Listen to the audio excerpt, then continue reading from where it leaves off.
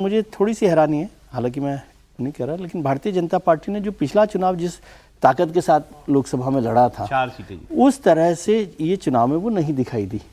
क्यों उन्होंने बैकआउट किया? या तो उनकी पूरी फोकस वेस्ट बंगाल इलेक्शन रहा कि वेस्ट बंगाल इलेक्शन को हर हाल में जीतना है या जो भी करना है। तमिलनाडु पर जो फोकस होना चाहिए था, जबकि प्रधानमंत्री जी ने मुझे लगता है पिछले 5 साल में तमिलनाडु पर सबसे ज़्यादा ध्यान दिया है, बहुत ज़्यादा। मतलब इसमें कोई शक नहीं है कि तमिल संगमम को लेकर, वाराणसी से लेकर, सेंगोल से लेकर, और जितना उन्होंने टूर भी वहाँ पर किए, बहुत दौरा तमिलनाडु में किया है। लेकिन चुनाव के वक्त भारतीय जनता पार्टी, ये भी बात है कि एक स्मॉल पार्टनर के तौर पर है, वो 27-28 सीटों पर लड़ रही है, लेकिन उस ताकत के साथ नहीं लड़ा। और AIADMK जो है उसके पास लीडरशिप की कमी है। अन्नामलाई को हटाना अपने आप में आप नहीं, अन्नामलाई को तो AIADMK की वजह से ही हटाया था। वैसे हर राज्य में मोदी का एक अलग वोट है, तमिलनाडु में नहीं है?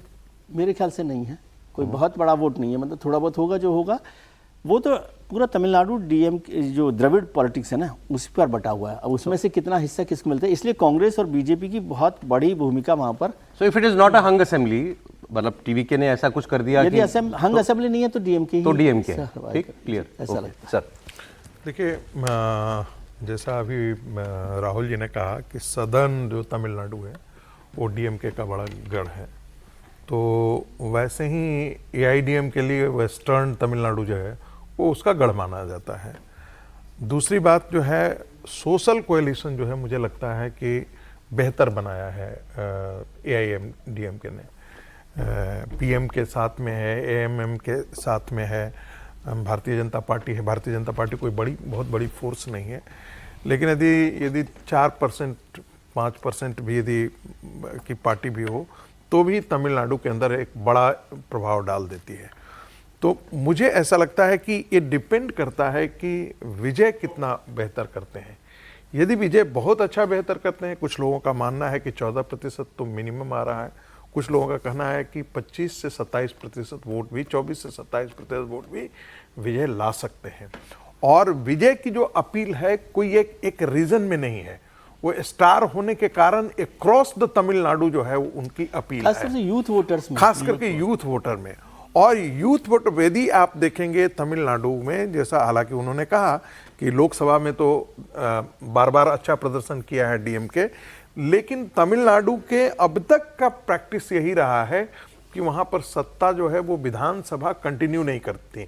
MG रामचंद्रन के समय हुआ करती थी, जयललिता के समय हुए हैं, लेकिन उसके बाद कभी नहीं देखा गया है। करुणानिधि के और जयललिता के बीच में जो है वो हमेशा देखते थे कि सत्ता का परिवर्तन एक के बाद दूसरा आ जाता था। बीजेपी का वोट 2.62% था। हाँ, तो मैंने वही कहा, कोयंबटूर, नागरकोइली, तो यदि भारतीय जनता पार्टी 4% तक वोट भी अपना खींच करके ले जाती है, ऐसा नहीं है कि प्रधानमंत्री का अपील नहीं काम करेगा, लेकिन जो प्रधानमंत्री का जो कहते हैं ना कि जो एक एंकर भूमिका में जो होते हैं, जैसे बंगाल के अंदर जो है वो एंकर की भूमिका रहता है। कांग्रेस का 4.25% वोट था, DMK का 37.7, 38% इसको मान लीजिए आप, और 4% 42% तो इन दोनों को मिला के हो जाता है। बाकी छोटे पार्टनर्स का और आप 2% वोट आप जोड़ लीजिए, तो ये 45% के करीब वोट था जो DMK के पास है। और जो AIADMK प्लस है जिसमें BJP है उसका लगभग 40% वोट था।